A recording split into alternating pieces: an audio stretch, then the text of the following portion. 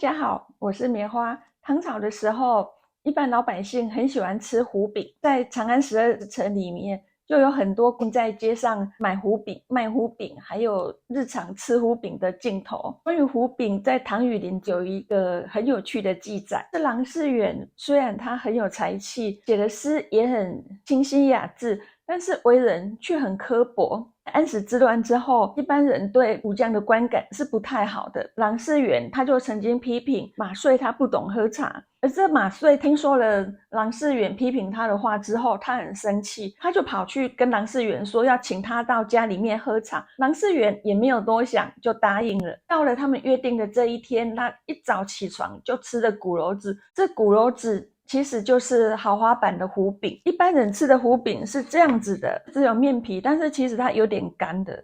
像马遂这样子的将军，他吃的当然不是一般人吃的这种胡饼，是鼓篓子。这篓子的意思就是层层相叠的意思，所以这鼓篓子里面放了非常多种馅料。在唐雨林中说他放了羊肉1斤，唐朝的1斤大约是现在的600公克左右。虽然唐朝对外来饮食持着非常开放的态度，但是这胡饼并不是唐朝的时候才有，而是在汉武帝时张骞出使西域时带回来的。所以从汉朝到唐朝，经过几百年的时间，它的调味基本已经本地化。胡饼除了它是从西域传过来的以外，一方面它也加了胡麻，胡麻也就是芝麻，放到炉子里面烤的面饼，上面加芝麻的都会称之为胡饼。唐朝胡饼对当时的人来说，它已经不是外来的食物，而是本地的日常饮食。鼓篓子的肉其实它并没有先腌过，它只是把这些材料一层一层的叠上去，让它整个味道混在一起而已。唐朝的羊肉虽然跟其他朝代比起来是相对便宜，但是一般人也没办法这样子的吃法，所以在胡饼里面放1斤的羊肉来吃这种事情，只有有钱人才有办法做到。这里的酥并不是我们现在一般所理解的酥油，而是乳酪的意思。大小的乳制品它都称之为酥。唐朝的时候，乳制品是有专门的官署在管理的。乳酪到了唐朝，其实它并不是很稀有的东西，但是它的价钱还是稍微贵一点，所以它也不是一般人能天天吃的东西。这豪华胡饼既然是有钱人吃的，那除了1斤羊肉之外，当然还要加入大量的乳酪，把这些东西这样子一层一层的叠起来，再烤成饼，它就是鼓篓子。其实它就是放大版的羊肉馅饼。唐朝人因为喜欢吃软嫩的东西，所以这鼓篓子其实他们并没有烤到全熟，烤到半熟的时候就开始吃了。但是羊肉我觉得还是要烤熟比较好，比较安全，所以大家千万不要学唐朝人，还是要把它烤熟。但是如果你家的烤箱跟我差不多大，我是建议只做一半的大小，这样子它的厚度会比较刚好，比较好吃。这鼓篓子基本上它的分量的话，会用半斤的面粉，再加上1斤的羊肉去做。那乳酪的话，就是看个人喜好，但是我觉得加多一点会比较好吃。这鼓篓子里面它放了乳酪，为了增加一点鲜嫩的口感，我里面还加了葱花，这些都是在唐朝的时候就已经有的一些材料。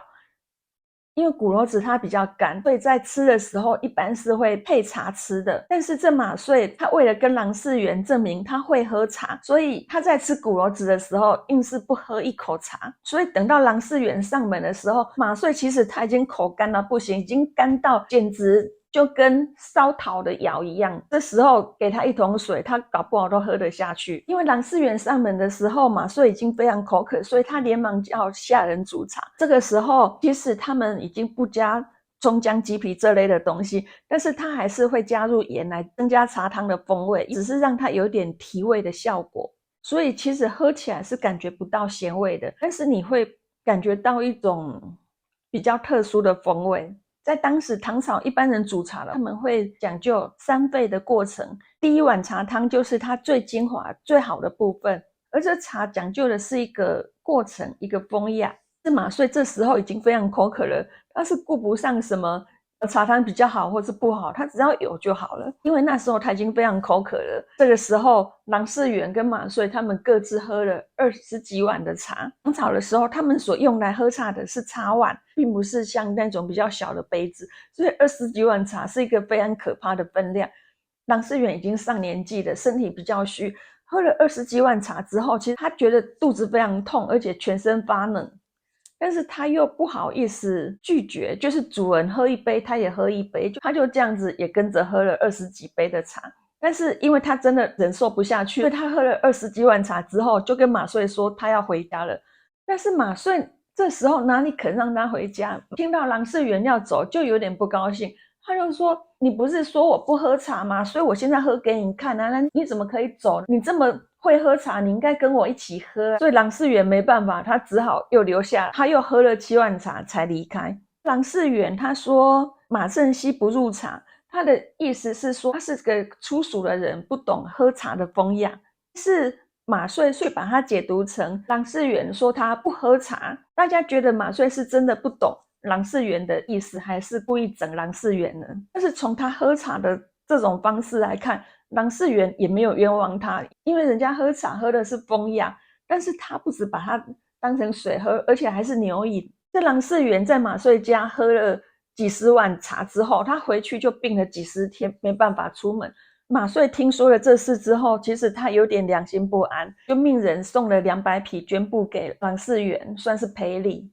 这个故事告诉我们，如果要说人家坏话，就要骂到让他听不出来。今天的内容就到这里，喜欢的话记得订阅我的频道。我是棉花，我们下次见。大家如果对这个巨大的鼓楼子有兴趣的话，也可以参考我的做法。那如果有想知道的古代料理，也可以在留言告诉我哦。